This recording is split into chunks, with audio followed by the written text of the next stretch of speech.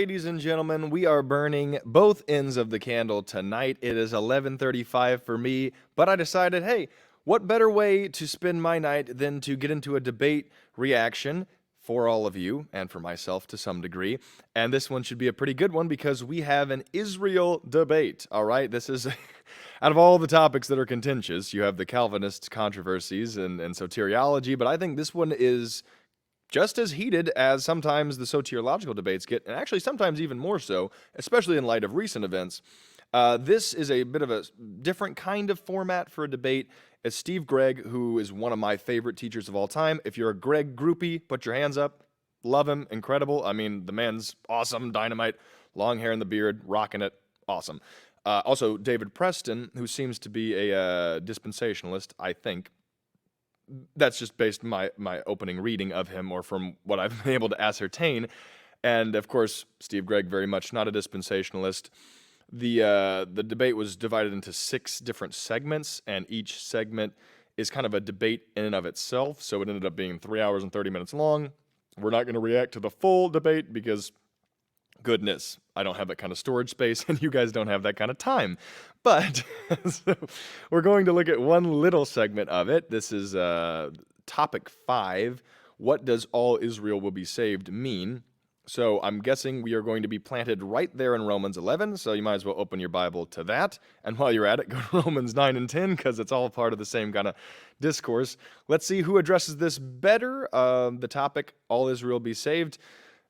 This seems to be more of a stronger playing field for David Preston than it would be for Steve Gregg. So he's kind of going into a hostile territory to make his point, because I'll be honest, I come down on Steve Gregg's side, but even I struggle with the end parts of Romans 11 because it just pretty much does kind of seem like what is being said. However, I have the added luxury of just holding to a postmillennial ethic, so I think that at the end of all things, everybody's going to come to Christ. So it's not necessarily that big of a deal for me. However, let's see how this is parsed out.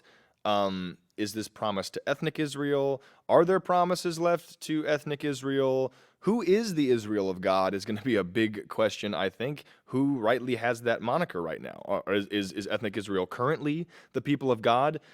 Is it the church? All right, that's where the big debate is. Is it supersessionism? Is it continuism? Which, I mean, not continuism in the cessationist continuist terms, but like the continuance of Israel. Where are we going to get these answers? And the answer is right here. And always, this segment is brought to you and powered by StreamYard. For the bestest stream in the whole dang world, visit StreamYard.com.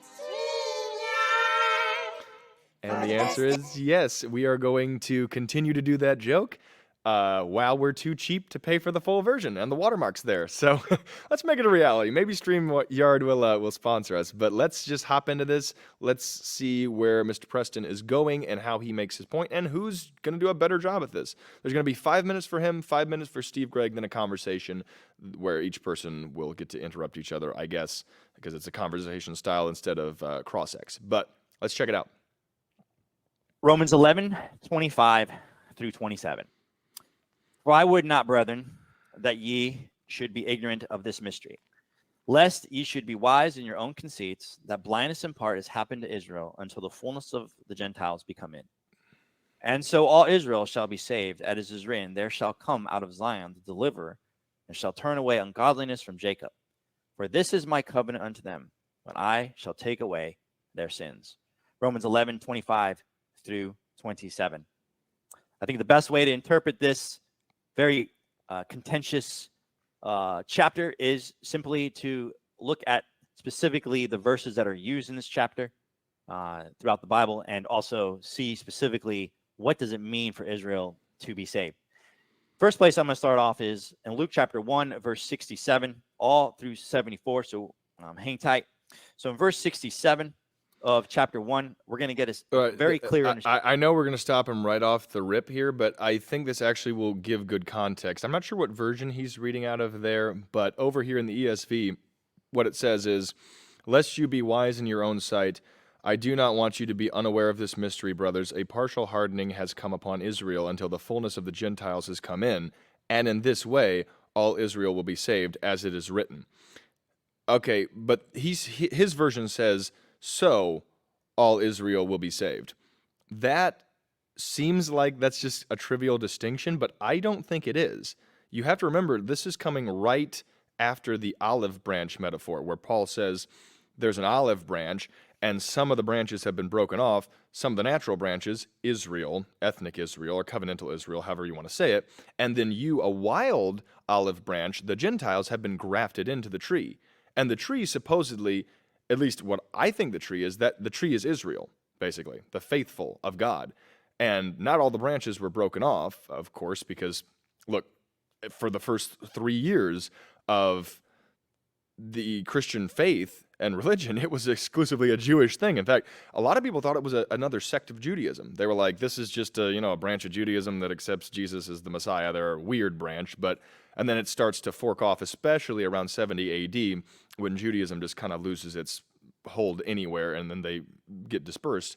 But what to look at there is that there were still Jews who stuck around on that tree, and then Gentiles came in, they were grafted in, and then there were obviously Jews broken off. But if the point here is he says, so all Israel will be saved, I would supposedly think, because he's a dispensationalist, he's talking about ethnic Israel. But if the version over here says, or at least the ESV says this, in this way all Israel will be saved, another way of reading this passage could be, lest you be wise in your own sight, I do not want you to be unaware of this mystery, brothers. A partial hardening has come upon Israel. Okay? That would be the broken branches that have been broken off until the fullness of the Gentiles has come in. Those are the branches being grafted in. And in this way, all Israel, the olive tree, will be saved. So what could be being said here, it's very possible to read it this way in light of the context, is that the plan always was that a remnant would be saved. That makes sense of Paul's talking in Romans 9 when he says, though your seed be as numerous as the sand, only a remnant will be saved of the ethnic Israel.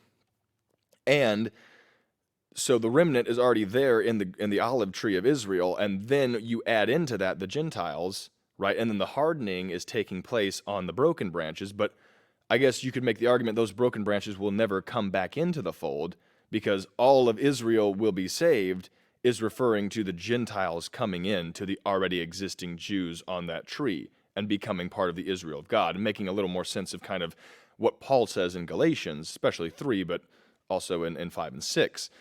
So I just wanted to point that out, how just one little word in a translation, or a couple words in a translation, can massively and radically change. Because if you're saying, so all Israel will be saved, well, that's a little bit different than saying, in this way, all Israel will be saved. And what is the purpose and meaning of that? That's just one thing to look at. And I would assume if he's taken this idea of ethnic Israel, this is referring to ethnic Israel, so all Israel will be saved ethnically, then any more of the case that he's going to be made is, I'm not going to say it's not going to be made on faulty assumptions, because he could be right with his interpretation, but any case he's making, the other party is just going to undercut that section means what he said it meant and make their case on it. So let's see how he goes about making his case. Understanding of this idea of salvation for Israel. Mind you, everybody, when you hear the word salvation, generally you think of entering into world to come, or that is gaining eternal life. The word salvation has multiple uses and multiple meanings, and I think the scripture verses I'm going to use is going to help clarify that. Verse 67 says this, and his father, Zacharias, this is John the Baptist's father, was filled with the Holy Ghost and prophesied, saying, ladies and gentlemen, listen to this. This is, in a nutshell, is simply what the purpose of Jesus was to come for. Blessed be the Lord God of Israel, for he hath visited and redeemed his people. That's Israel. And hath raised up an horn of salvation for us in the house of his servant David.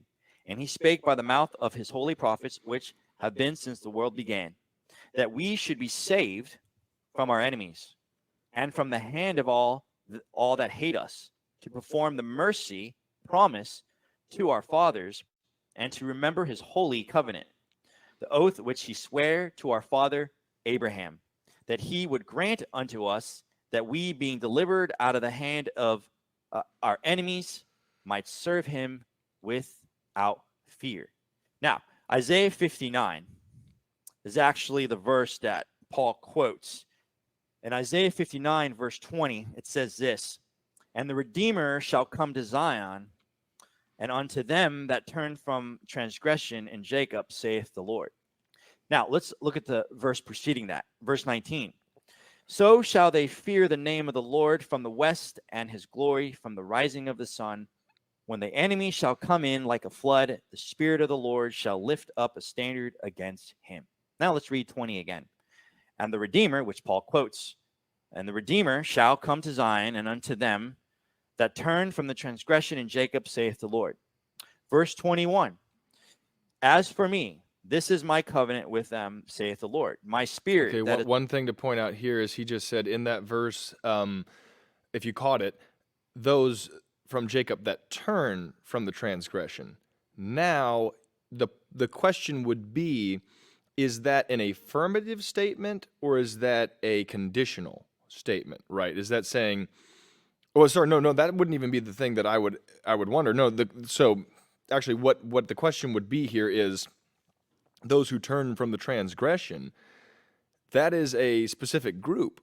So will all of Israel turn from the transgression, right? Or would just some of them? Would a remnant turn? That seems to make a little more sense of Romans 9.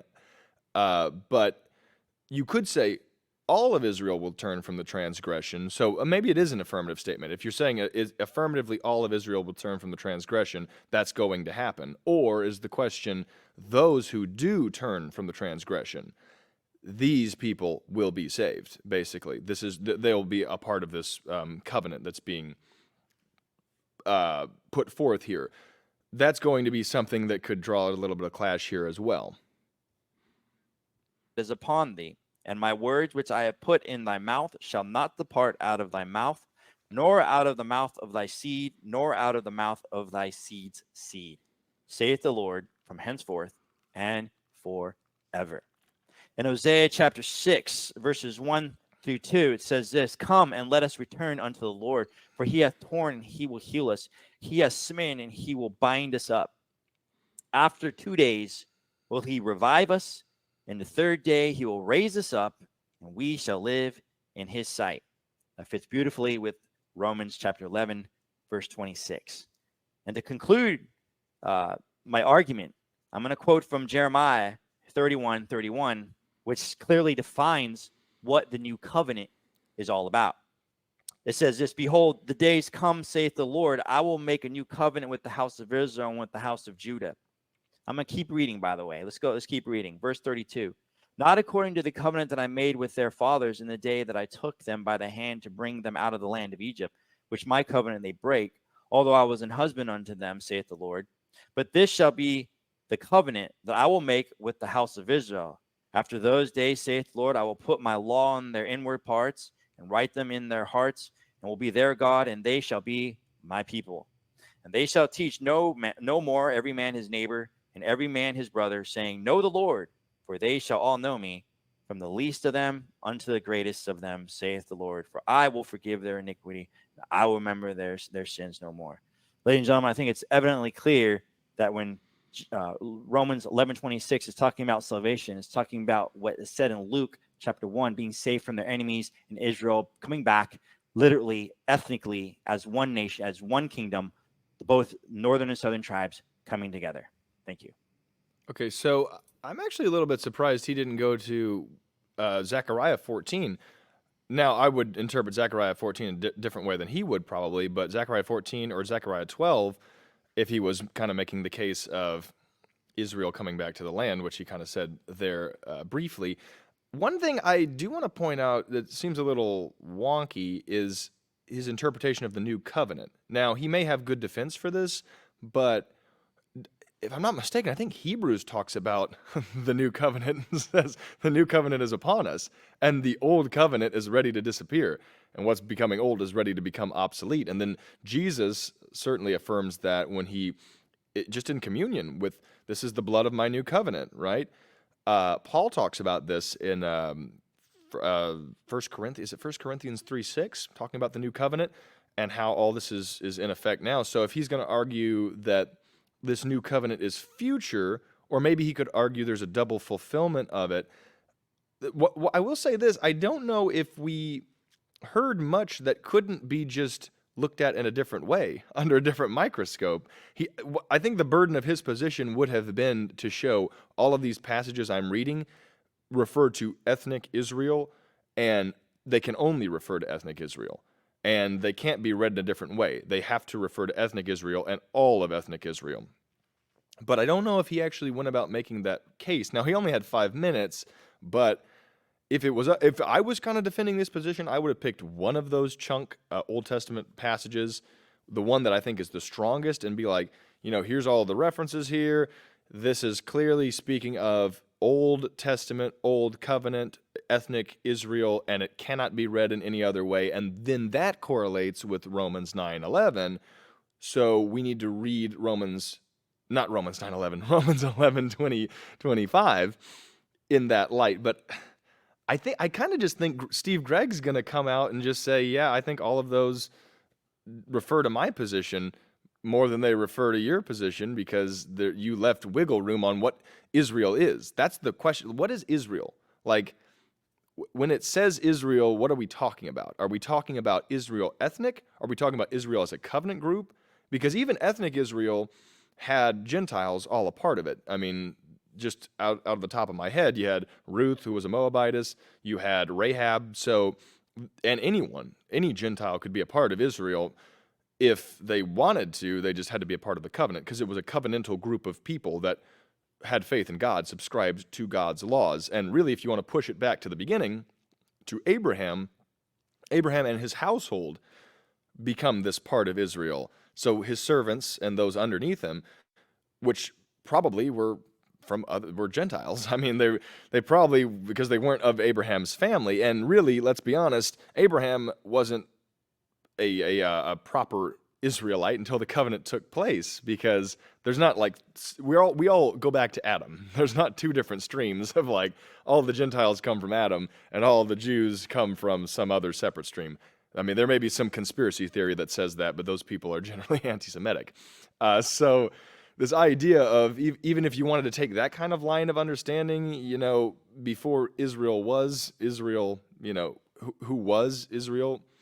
But regardless of that, if you don't want to get into the weeds of that, Israel, I guess the point is that there was also Gentiles who were very much a part and let into that covenant. So even if you could make the case that it's all these promises are to ethnic Israel, that still doesn't quite meet the burden of proof, yet that case wasn't necessarily brought forward, that is an exhaustive way of how to read it. So let's see how Steve Gregg responds to this. Okay, thank you, David, for that roughly 5-minute response to topic number 5.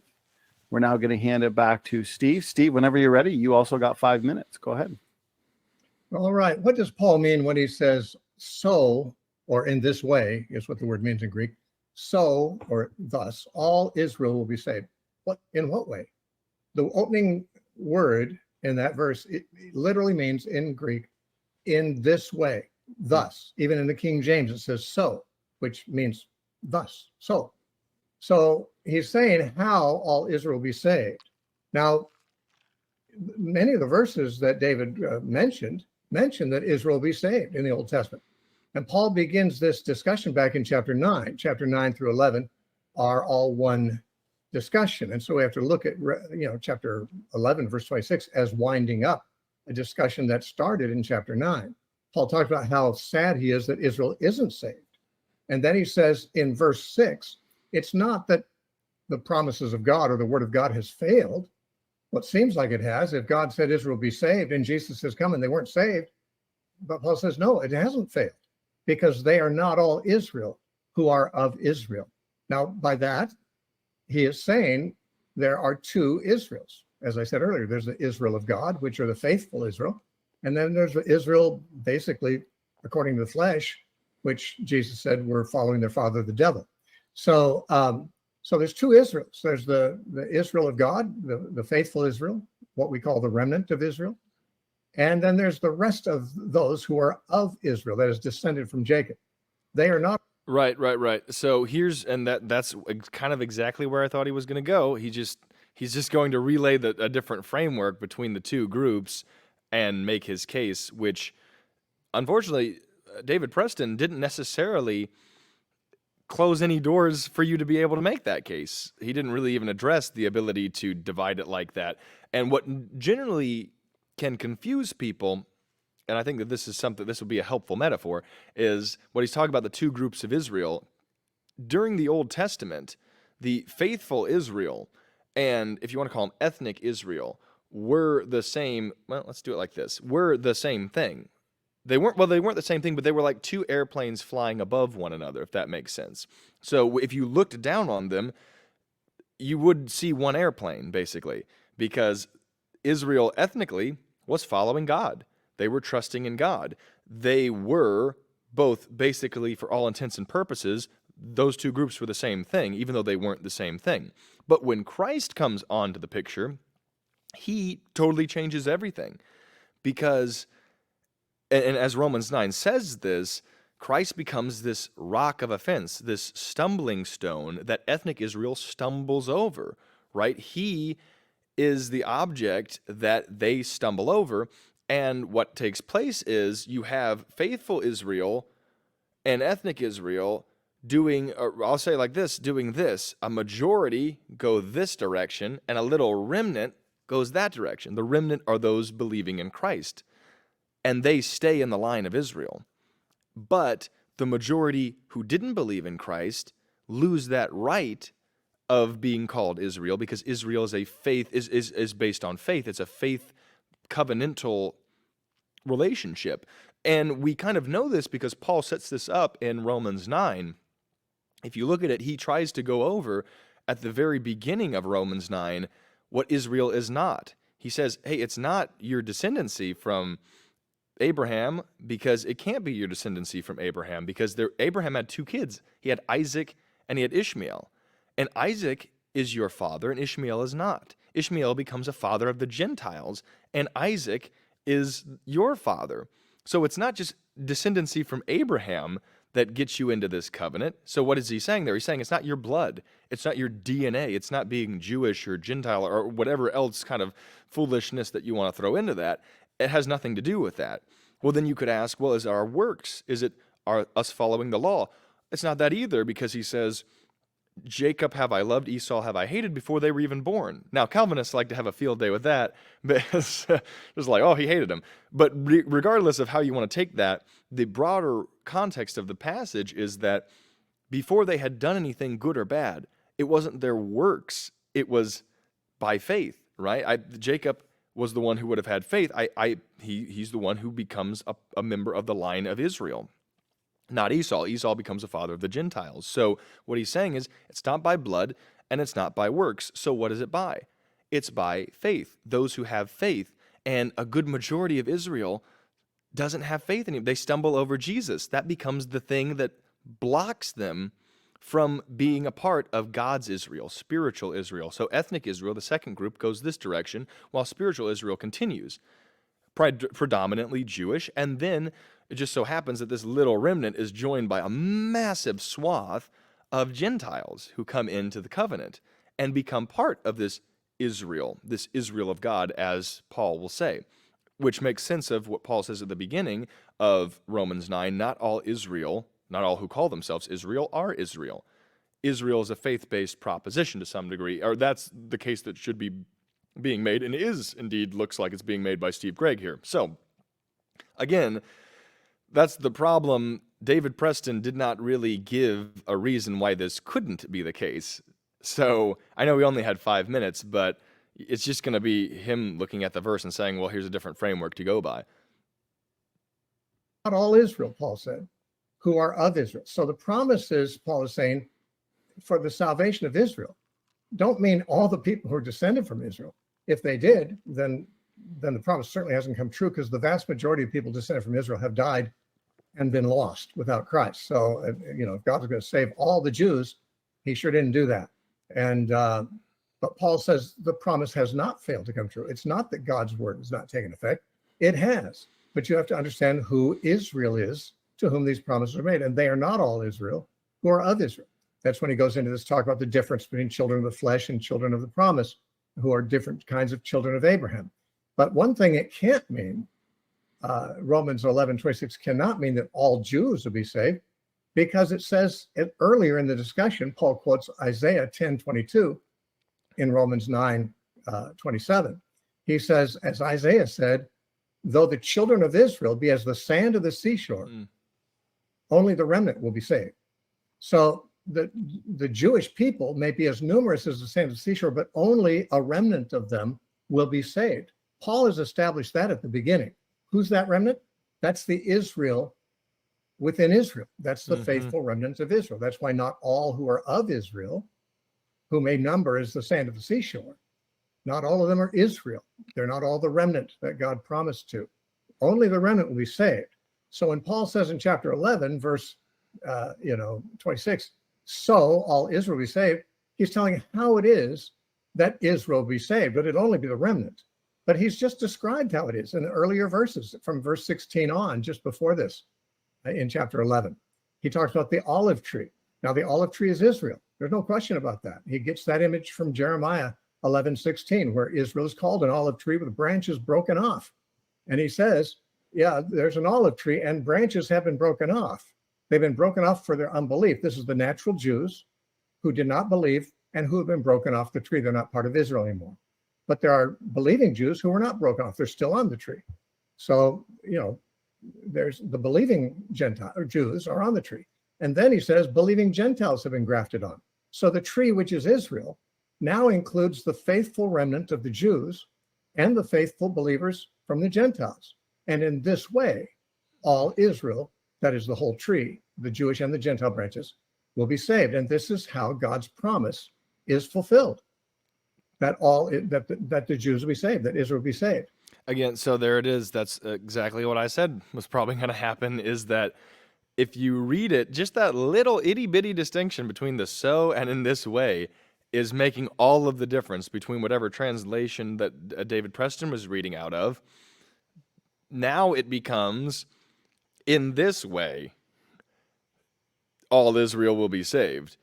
Not, because if so, it does, when you say so, all Israel will be saved, it does seem like from the context, or at least not the full context, but at least from that 2-verse context, he's speaking of ethnic Israel. But when he says in this way, that seems to read back that the fullness of the Gentiles is the picture of how it completes all of Israel. So then you look at it and you say, so Israel, if it's the tree, the olive tree metaphor being used here, then the olive tree by faith, those who come in. Because even in the olive tree metaphor, when he says, so don't boast against the branches that have been broken off, because you don't support the root either, and you can be broken off as well. You've been grafted in, if I'm not mistaken, I think he does say you've been grafted in by faith. I can't find the passage just yet. Yes, no, right here. That is true. They were broken off because of their unbelief, but you stand fast. You stand fast. It's late, guys, and the sprite's not helping. Through faith, so do not become proud. So if the olive tree is Israel, and your initiation into Israel is because of your faith and your faithfulness, then if the Jews, the remnant is there, and the Gentiles are waiting to be added, and when the fullness of the Gentiles comes in, that completes the picture. It completes the tree, if you will. And that, in that way, all of Israel will be saved. It's just a massively different context. And again, that's what's just going to happen. Like, what happened is we started here, and both parties went this direction. Now, if I was in the dispensational camp, or I was arguing with Steve Gregg, I would have tried to build a case to where what he's saying is not possible from the text, right? By the way, I think it is possible, and I think it's probably how you should read it. But unfortunately, since Preston didn't do that, then, we're just going to get a differing perspective. And he's making a fairly convincing case on what is not a strong playing ground generally for those who don't hold to kind of this, I don't want to say dispensational, because there's more people besides dispensationalists who believe it. The continuance of ethnic Israel, is that the best way to say it, maybe? Now, the promises of God really only made promises to the remnant, although it's not always stated clearly every time it comes up. But it's mentioned, for example, in Joel, the passage that Peter quoted on the day of Pentecost, when he talks about, the Spirit to be poured out on flesh, all flesh, he says in verse 32 of Joel 2, it shall come to pass that whoever calls on the name of the Lord shall be saved. In Mount Zion and in Jerusalem there shall be deliverance or salvation, as the Lord has said, among the remnant whom the Lord calls. So the remnant are the ones that God calls, and there will be salvation for them. And they're the ones that he pours out his Spirit on, which is what he did on the day of Pentecost, as Peter pointed out. The remnant was there. The faithful remnant were there praying and waiting in obedience to Jesus, and the Spirit came upon them. And that's how Israel is saved. They're saved through Christ. And it's Jewish branches and Gentile branches on the Israel tree, Paul says in verses 16 through 24. I'm gonna say this right here real quick. Just to anyone, by the way, no matter where you come down on this perspective, whether you are a dispensationalist or a covenantal theology, or you're this or this or that, or you believe that there are promises still to just ethnic Israel and that what Steve Gregg said doesn't make sense of the text, I would just challenge all of us, go to Romans 9, read Romans 9 carefully. That's going to be tough, by the way. It's probably the hardest passage really in the Bible, in my opinion. Then go to Romans 10 and then 11. Read it all through context. I think if you do what Steve Gregg says here, makes better sense of the whole of the context. If you pick out little pieces, I think you can get confused, but if you read it together as a narrative, it makes a little more sense. Now, I'm not trying to say one way or another. That's just my personal opinion on it. But even though Romans 11, when clipped to the end, looks like a stronger case maybe for the dispensationalist, I really think if you read it all in context, that even when, and by the way, if I was David Preston, I would push Steve Gregg on some of these things like that look like they're promises, like when he says, what will, if their rejection means fullness for the Gentiles or bringing in of the Gentiles, what will their acceptance be but resurrection from the dead? Now, I would look at that and say that is a conditional.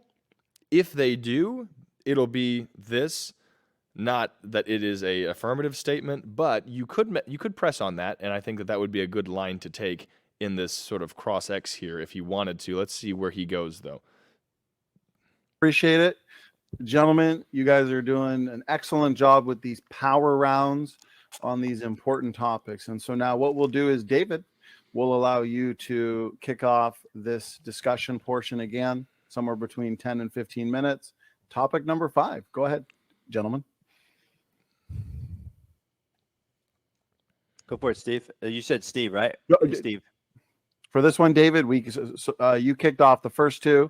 Steve, the second, the last 2. You can ask the first question for this one now. All right, fair enough. Steve, why didn't you reference Paul's references from the Old Testament? Well, you did, so why should I have to? They make my point. The reference in Isaiah 59 that you referenced actually says, the Redeemer shall come from Zion, and to all who turn from transgression in Jacob. That's the remnant. The remnant. Jacob. So when Isaiah is saying that, the audience that is, when they're listening to Isaiah, when they hear Jacob, are they thinking of the ethnic Israel, or are they thinking of those outside of Israel too? Well, they're probably thinking of Old Testament Israel, because that's usually called Jacob and Israel. But Old Testament. I'm not sure how that's relevant, though, because isn't the distinction those who turn away from their transgressions? I think that both parties accept that that's going to be ethnic Israel, or covenantal Israel, however you want to put it. I think both parties think that, and Steve Gregg just makes sense of that by saying that's the remnant still on the olive tree.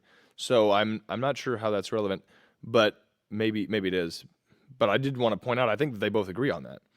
Israel had Gentiles in it too. Ruth was, and Rahab was, and there are many Gentiles. Any Gentile could be part of Israel if they've circumcised themselves or joined the covenant. You see, Israel was a covenant people made up of Jews and Gentiles, just like the church is today. Okay, so I think it's fair enough to say that they weren't thinking what you thought, what you just said.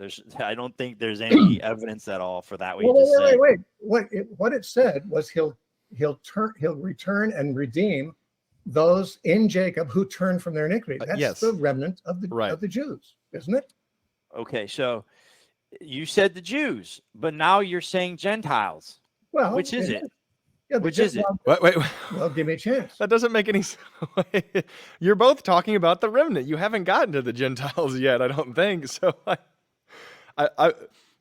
what is going on here? David Preston, I'm not sure how he's not understanding this. You guys both, if I was Steve Gregg, I'd just say, look, we both think this is the remnant.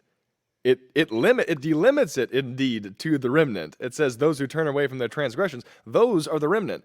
And Romans 11 makes that very clear, that there's a remnant of Israel that's saved. It's not that Steve Gregg is arguing that Israel, all of them were cut off and none of them are in the new covenant.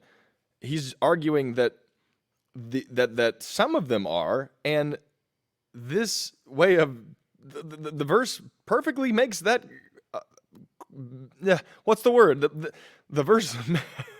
They both agree on this point, so I'm not sure where the distinction, why this is a problem. The Jews are joined by Gentiles, okay? And Wow. Paul said that in his illustration of the tree. Did he not? Did he not say there's Jewish branches and Gentile branches on Israel, the tree? And isn't that true of the Israel in the Old Testament Yeah, too? there you go. Gentiles There's there the too, clarification. in Israel. So let me answer your question. So are you aware of my understanding of the nation of Israel, and the northern and southern tribes? Are you aware of what I believe about that? No, probably not. Okay, so in Romans 11, I believe it's talking about. Sorry, I love that. No, probably not. I don't remember him saying his position on that through the last 2 hours of this debate.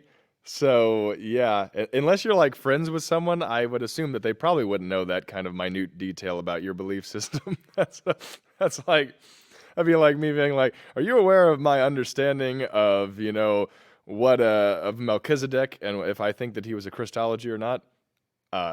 No, probably not. I'm probably sure that you're not aware of that, unless I made that clear, or unless I had a book about it that you read. I guess that's just. It's not inappropriate to say that. I just thought that was kind of funny. Like, are you aware of that? Well, I'm not in your mind, and that's kind of a minute detail about your belief system. So yeah, probably not. But what is his view on the Gentiles in northern and southern? He said Romans 11. So about the northern tribes. I think the majority of the Bible is, if that's not all of it, is focused on Israel. Israel is the primary audience, and that when you read Scripture, you have to look at it through that lens and understand that when we're talking about Israel, the main focus is the Messiah bringing back. Jeremiah 31:31, bringing back the northern and southern tribes. So when you see Gentile, you automatically think, oh, you think non-Israelites, and that's technically not true.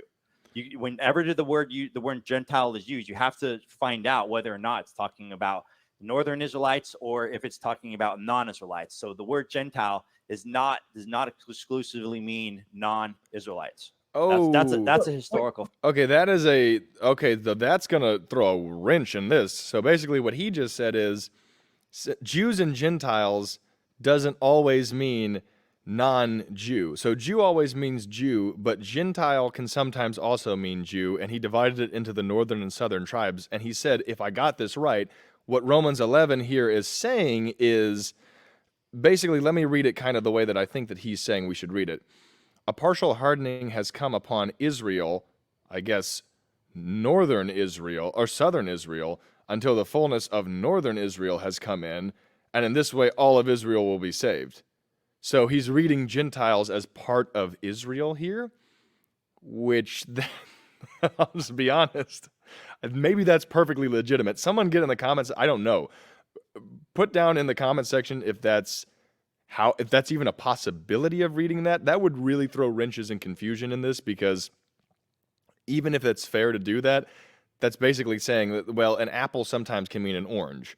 So the next follow-up question would be, all right, so if I ask you, go get me an apple, and you bring me back an apple, and I tell you, hey, I wanted an orange, and you say, yeah, but you said an apple. But I said, yes, but under certain contexts, when I say I want an apple, it can mean I want an orange. Wouldn't your next follow-up question be, okay, so when do I know when you actually want an orange and not an apple when you say that? So the massive burden of proof needs to go on David Preston.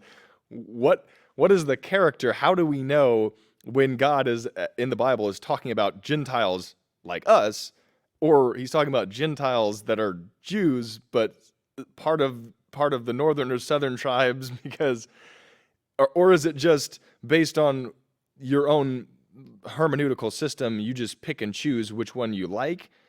That I really think that seems unfair, but maybe that's legitimate. I don't actually know how you can possibly interpret that word here in Romans 11, but that is going to create a very strange distinction. I've never heard anyone take that line of argumentation before.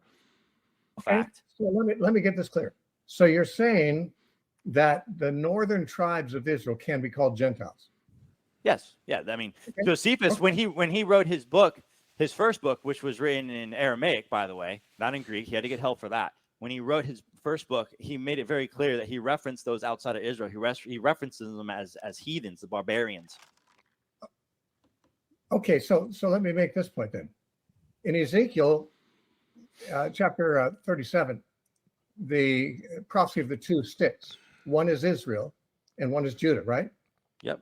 Yep. And they become one stick in his hand. But you're saying Israel can be called Gentiles, or Gentiles can be called Israel. Here's what I'm saying. All Jews are Israelites, but not all Israelites are Jews. Okay? So after the dispersion, many of the northerners became non-covenant, completely put away what they grew up with or what their ancestors grew up with, and they essentially assimilated within a Gentile world. So Right. when again you have to understand that the word Gentile does not only mean non-Israelite. That is a historical fact. If you believe that, I'm sorry, that's not the truth at all. It has multiple meanings, and so that's it is what it is. I'm fine with it. Then when Ezekiel said that Israel and Judah will become one stick or one people, that means Jews and Gentiles. That's fine. I believe that. No. See, Is it- no. That's not what I said. What I'm saying is that the term when you're reading Romans 11 and you're hearing him talk about Gentiles, he's referencing the northern tribes. Okay. No, he's talking. Okay, no, wait. No, give an argument for that. You can't just state that and say that that's what's happening. You need to give an argument for that. There's not been an argument given as to why he's referencing the northern tribes or why Gentile there. By the way, there hasn't even been an argument given for how you can sometimes say that Jews are also Gentiles, or that when the word Gentile is here, it's referring to the Jews. So not only has he not given an argument to establish that premise, he's failed to give an argument to establish the secondary premise that's because even if you establish that, you could say, yeah, okay, in this context, yes, over in this part in the Old Testament, you still need to add a secondary proof for why that's the case in Romans 11. Yet he has failed to do that, and Steve Gregg made a good point there. Well, if it's kind of a willy-nilly when it's Jews and when it's Gentiles, then we could just retranslate all of these different passages that say Gentiles however we want, whenever we want to. So I wonder, this is just a weird argument. I've never heard this argument. Is this like a classic argument in this space? I've done some pretty good research on this and watched several debates, not even in my own dispensational community that I grew up in. I never heard anybody make this argument about Romans 11. So, okay, I don't know where this is coming from. He's talking In Ezekiel, here's the thing. Let me say it another way. In Ezekiel, he's not saying the Jews and the non-Israelites there. Definitely not. No way, not even close. Oh, but in Why Romans not? 11, when he talks about the branches that were grafted in from a wild olive tree, he says you, his readers, the Romans. Yep. Now, the Romans were not from the 10 tribes. They were from another stock. So he's talking about Gentiles the way we usually think of the word. The Roman Gentiles have been grafted in among the believing Jews into one tree, which now makes the Israel of God, which is Right. the Israel that not all who are of Israel are part of. And again, you can't really say that all Israel is going to be saved when Paul has already said only a remnant of them will be saved. The majority will not. He said, even if Right. Israel's numerous as the sand of the sea, only a remnant is going to be saved. And you can't have him, 2 chapters later in the same conversation, deny that. Well, So now the burden of proof is going to flip back to, which has been not flip back, it's been on David Preston because of that big wild assertion he just made. Why a couple verses earlier does he say Gentiles, and it clearly refers to his readers, which are Romans? It's in the book of Romans. And then Gentile, just a couple verses later, means the northern tribe of Israel. Like, that's such a special form of pleading to try and make your case work. And I don't even know why you'd want to do that when when this already is a pretty good case for you, or at least this is a very strong side for you, and you just introduced in something that's going to take a mountain of evidence to defend, and you haven't even presented one little piece of it yet. So why would you make that case? I don't want to go too much on this trail, but I brought that up because I think it's important to at least understand what I believe about this concept, because I'll bet you don't want to go that far on the trail. That the two branches are the Jews and the non-Israelites. I mean, that's kind of Mormonish too, I think. That's definitely not true. Because then you have to argue. Wait. Well, David, let me just jump in. Steve, go ahead. I had one thing. What? No. Okay, David, you did. I think Steve can. Yeah, you accused me of saying something Mormonish. No, the Mormons believe those sticks are two books, the Bible and the Book of Mormon. It's nothing like what I'm saying. Who does the Mormons believe is Ephraim? Who do they believe is Ephraim? I don't care. I don't care what the Mormons think. So what? What does this have to do with anything? Like, sorry, I just have to stop for a quick. What does that have to do with anything? Not just that question, but the last two questions there that David Preston just asked. Maybe it's getting around to something, but what in the world does what the Mormons believe about the two sticks and Ezekiel have anything to do with the ethnic Israel, and what does all of Israel will be saved, and that mean outside? Like, that seemed like a failed attempt at a kind of an attack against your opponent, which became a question, which morphed into another question, which has nothing to do with anything. So this is like, at this point, what in the world? Where are we even going? No, they believe the two sticks are two books. You ask them. I've talked to them many times. Okay. All right. Well, I asked you who they think Ephraim is, but I get it. All right. So let's do this. But what does that matter? Let's go back in 11:26. Let me go back to Isaiah 20. So let me just read Isaiah. Okay, verse 59. So shall they fear the name of the Lord for the west and his glory from the rising of the sun, where the enemy shall come in like a flood. Spirit of the Lord shall lift up a standard against him. Right? We know verse 20. In verse 21, as for me, this is my covenant with them, saith the Lord. My spirit that is upon thee, and my words which I have put in thy mouth, shall not depart out of thy mouth, nor out of the mouth of thy seed, nor out of the mouth of thy seed. So is that talking about the ethnic Israel? Well, Israel is not ethnic. Israel is a nation made up of Jews and Gentiles. In those days, it was primarily Jews. Okay, so when so it's not an ethnic. Israel's not an ethnic group. It's a covenant group. It's the people who are under the old covenant. It's a good distinction. Okay, so which group do the non-Israelites belong to? Do they belong to the northern or the southern? Like, are they Jacob or are they Judah? Who does the non-Israelites belong to? Jacob or Judah? I guess whichever group they join. So what I'm trying to understand is this. Going back to Isaiah, when Isaiah is talking, you admitted that even then those people would have considered it that, like, hey, this is talking about the descendants of the 12 tribes. Okay. So my understanding is that in Jeremiah 31:31, when it's talking about that the house of Israel and the house of Judah, or Jacob and Judah, is that talking about the literal regathering of the northern and southern tribes? No, there's no mention of regathering them in Jeremiah 31. Right. That's what I was maybe saying. earlier. They are gathered from Babylon. Jeremiah is mainly talking about the Babylonian exile. That's Jeremiah 30. He already he talked about Jeremiah 31. There's not anything that says anything about a regathering. It's just talking about a new covenant that he will set up. Now, earlier in Jeremiah, there is mentions of regathering, but you could always, and most people do, that's talking about Babylonian regathering, because of when the book of Jeremiah was written. There'll be a regathering after this, not a future one. So I'm not sure. It seems like he doesn't, I don't want to be mean, but it seems like he's not even familiar with his own position here. Or maybe he is, and maybe this is getting somewhere, but none of these have been very good questions so far. Just not even in any like mean-spirited way. They've just not been good to get us into any clash. The whole book's about. Okay. So there's no mention of any gathering after the regathering from Babylon. There's no mention. Okay. No. Well, that's actually going to be in my next question, or the next question we're going to review. But so when it talks about Why in not Luke put it chapter here? 1, verse let's see, let's do this. Luke chapter 1.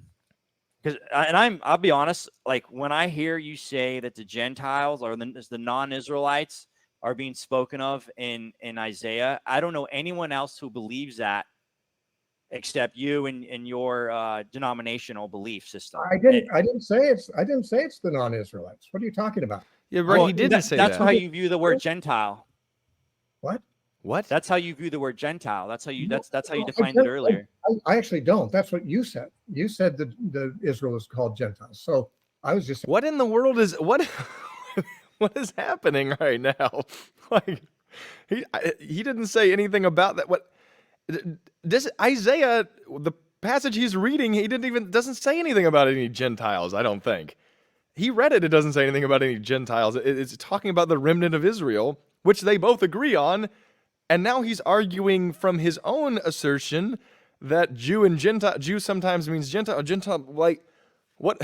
What is happening? Okay, maybe you should have done cross X more formally because this conversation, I don't know where these questions are getting to. saying, oh, okay, I can go with that. I hadn't ever thought of it that way. But So then the opposite would be that you would believe they're non-Israelites. That's my point. well, no, Israel was a nation and a people that was multi-ethnic, and they were joined in one people through a covenant. And when God made that covenant at Sinai, he said, any Gentile, any non-Jew who wants to become part of this can be circumcised and keep the Sabbath and keep the Passover and will be like a native of the land. Now, I think that a Gentile that became like a native of the land and was circumcised was considered to be part of Israel.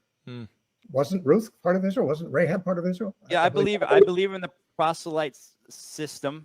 Okay, There's so two types of proselyte system, but you're conflating that, and the problem is that in an Israelite's mind, you're and in my, don't take it the wrong way, but I think you're kind of twisting it because you're stretching it, because if you read it from where they're from Stretching their it. sits and Wait, leadings, I'm from their going to let him living finish setting. here, but stretching it.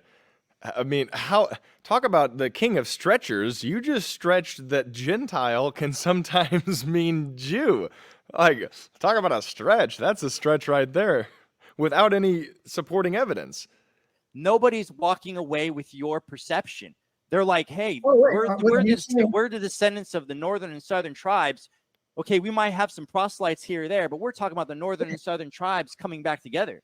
So you're saying that in Isaiah's day, they didn't know there were proselytes who were part of Israel. Didn't say that. Okay, then Didn't there say were. that.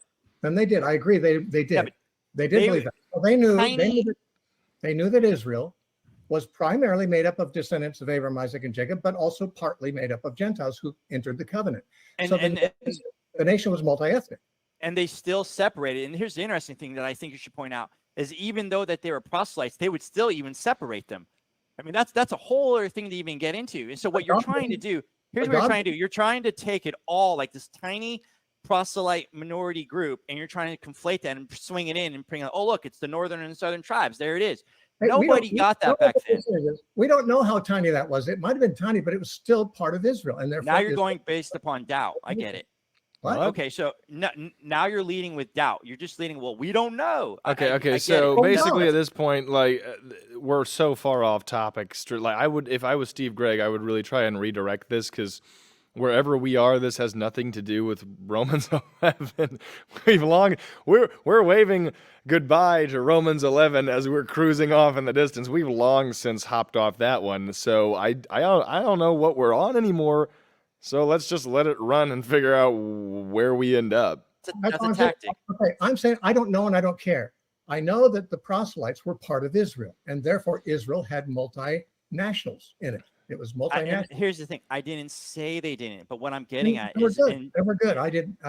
Then you so agree? wait a minute. So in Jeremiah 31:31, the restoration, okay, the bringing back of the house of Israel, combined with the house of Judah, restoring that relationship, bringing it back, bringing the two sticks back together. Okay, a combined kingdom, a unified kingdom, which is the dream and the hope. Wait a minute. Did he just merge Ezekiel with Jeremiah there real quick?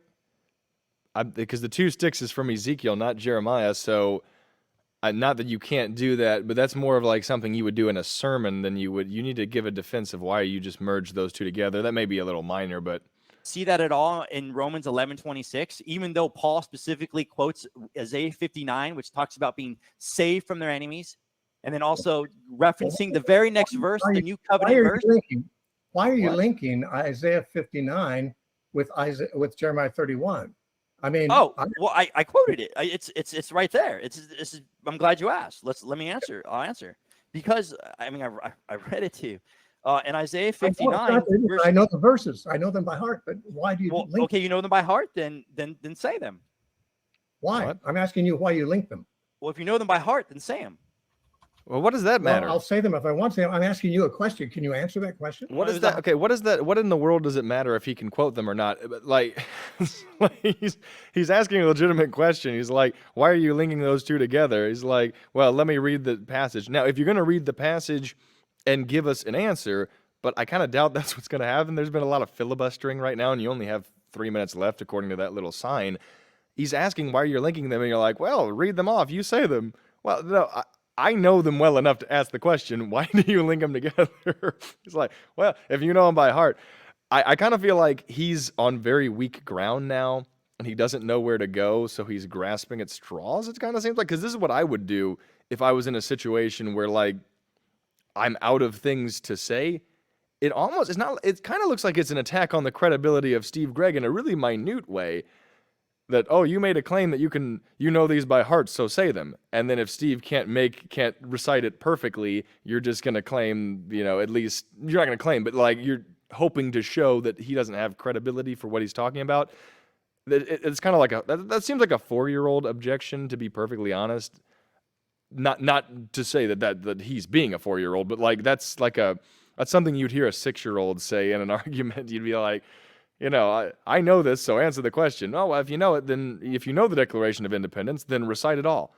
Come on, let's Hyperbolic statement. I get it. I'm jabbing at you a little. Don't worry about it. No, All right. you're not really. I can No. quote it. Okay, quote it. No, he's not jabbing at. It's not like a hyperbolic statement. He's backed in a corner now, and he's kind of clawing back in a not a very refined debater way. Hey, let me just jump in. I want to. It's been very cordial, professional. I'm not here to prove what I can quote. I'm trying to get an answer from you. Smart. Do you Okay, know? David, answer his question, please. I am, but if you're gonna say you can quote it, I'm being honest saying quote it. No, you're 21, not. Okay, verse 21 I'm of gonna chapter harp on this because I don't like that kind of tactic. I do not like that kind of tactic. Like, that has nothing to do with the debate or anything that's taken place today. Someone made an offhand comment. They know it by heart, which doesn't even mean you can recite it. It just means that they're very familiar with it. You are harping on that point merely because you're trying to attack the credibility of your opponent in a really dumb way too. Because even if he can't say the whole the whole chapter by heart, who cares? He made a good point there. The debate has nothing to do with how much of the Bible Steve Gregg can recite, or how much of Jeremiah he can recite. It has to do with the salvation of Israel. What does that mean? And so far, all of the questions that have been directed, I don't think Steve Gregg has asked a question outside of the one that didn't get answered, have been completely useless questions to that topic. Why, too? Because, there's plenty of questions on the side that David Preston represents you could ask, and yet you're hooked up on a hyperbolic statement about how much of Jeremiah that Steve Gregg knows, and you're like, oh, no, I'm just gonna, I'm gonna put your feet to the fire to make sure you can recite this. If he could tap dance while reciting Shakespeare, or if Steve Gregg said, I can tap dance while reciting Shakespeare in the middle of this debate, and I harped on, well, then do it. He may have lied about him being able to tap dance while reciting Shakespeare, but you know what another truth is? That has nothing to do with the debate. Who cares? Just ignore it and go on to what the debate's actually about. 59. As for me, this is my covenant. Okay, with them, saith the Lord. Look, I wish I can zoom in on this, but my cross-reference even takes me to Jeremiah 31:31, takes me to Hebrews 8 and 10, takes me to Hebrews 8, 10, 16. Okay, that's fine. That's why I asked. So it's quoting it. That's what you asked. And so it's quoting it. And therefore, if it's quoting it, it's linking it. And so if you know ancient quoting- Judaism. It's quoting Isaiah chapter 59. It's not quoting Jeremiah 31. But if it was quoting Jeremiah 31, I don't have a problem with it. I'm just Oh my asking why you gosh. were linking that as if he was quoting Jeremiah 31. Now, Jeremiah 31 might mention bringing back the Jews from captivity in Babylon, but it doesn't mention that in Jeremiah 31 through 34, where the Right. new covenant. Let me do this. But this is verse 33. But this shall be the covenant that I will make with the house of Israel. After those days, saith the Lord, I will put my law, that's the law of Moses, okay, in their inward it's parts, not and write it in their hearts, and will be their God, and they shall be my people. I don't know. I think it's very evident what's happening, I think, is we're kind of like narcissizing it. We're imposing our political religious party system into that verse. And I think that's the biggest mistake. And I think so many Christians are guilty of it. Okay, well- that has nothing to do with a regathering. Again, what they just talked about was is there a regathering there? And he went to go prove there was a regathering, and he read the verse. There's no regathering. It says nothing about that. So even the accusation, whatever narcissism is, I would assume that that's narcissism mixed with exegesis. So like prideful exegesis. But like if that charge could be put on anyone, it more fits on the shoulders of Preston than it does on Gregg, because he's been making outlandish claims that he has yet to clarify how he got there. I'm saying that the verse you quoted, I agree with. I agree that the Redeemer comes from Zion and to those who turn from iniquity in Jacob. I do believe that he made the new covenant with them. They are the upper room disciples, the ones who turn from iniquity in Jacob. Okay. So They were when the it says, they're the so followers when of it's, Jesus. yes, so then when it says all Israel shall be saved, what are they going to be saved from? Isaiah tells us. Isaiah tells us in 64. Oh, sorry, I lost it. Isaiah tells us specifically. It says, so shall they fear the name of the Lord from the west, and his glory from the rising of the sun, where the enemy shall come in like a flood. The Spirit of the Lord shall lift up the standard against him. Right. In other words, Israel will be saved, the literal physical Israel in the future, when they're going to be brought back as two tribes, as six will come together. They will be saved from their enemy, which is specifically most likely Gog, by the way. Okay. There's no mention of the Okay. future. All right, you guys, do you remember that old game? That it was the leaping game where you had to like jump from one platform to the other, and they got progressively longer, and you had to time it properly. That is what I felt just took place there by Preston. He had a claim, and then he leaped about 3 or 4 different platforms to a conclusion he has yet to set up. He's like, all of Israel will be saved ethnically, by physically as well, but he didn't set up any of the context for that or why that's the case. Oh goodness, man, this is not very good debating. There. Okay, so Paul they believes- shall, Paul believes so that shall, so Okay. shall. That's future. I just want to. Okay, so Steve, we're going to give you the last word. Feel free to finish your thoughts, and then we're going to move to the next topic. Steve, go ahead. It's interesting that the salvation of Israel from their enemies, David thinks that's something in the future when he actually read Luke chapter 1, where Zechariah prophesied that this had happened. He said, blessed be the Lord God of Israel, for he has, that's past tense, with the birth of John the Baptist, he has visited his people and raised up a horn of salvation for us. And just like he spoke by the prophets. So he sees the birth of John the Baptist as also a portent of the coming of the Messiah, which is a fulfillment of what was promised in the prophets, which was what? That Israel would be saved from the hand of all their enemies. Well, okay, so he said that was happening then. He said, this has happened. God has come. You believe it's future. Zechariah didn't say it was future. He said now.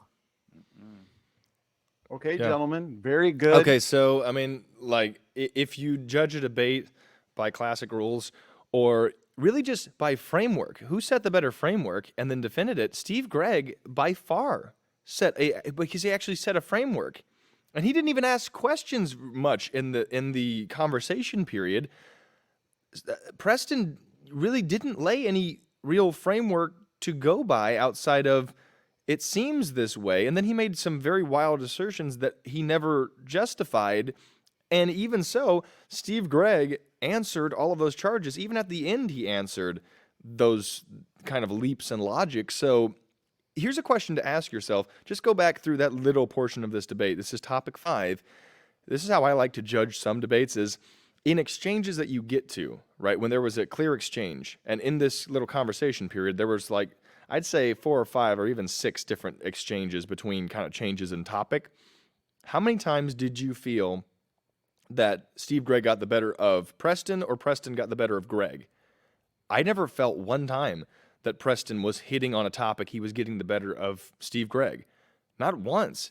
And he was in control mostly of this kind of cross-ex conversation, and he never had a time where he really was pressing on anything that was directly relevant or necessary that either Gregg didn't have an answer for or didn't have a better answer for. In fact, it almost seemed like he would push back and then Gregg would establish a better point. So on the times that should have been favorable to Preston, Gregg was still getting the point.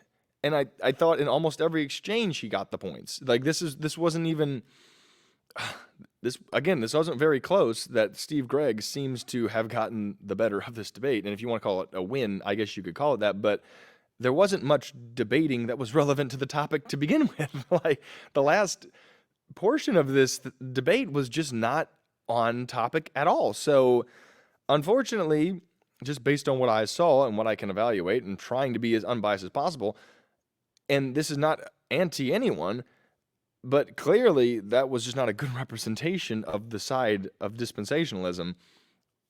I'm sure there was a lot of better dispensationalists who could have argued that. If you are a dispensationalist, did you agree with David Preston? But even if you agree with Preston, there could have been someone who could have actually made arguments for why his assertions were the case. So yeah, that one kind of got off into the weeds. But I think Steve Gregg won that one. If you guys want to see more debates, please put down in the comment section what you'd like to see me react to next, what debate. I'm happy to do that. You'll be one of the first to do it if you do it. So I'll probably, chances are, get to what you want me to react to. But yeah, this was goodness. I don't think that this was a very good showing for Mr. Preston. But yeah, that's just my opinion. You can disagree with it if you want. But yeah, there it is.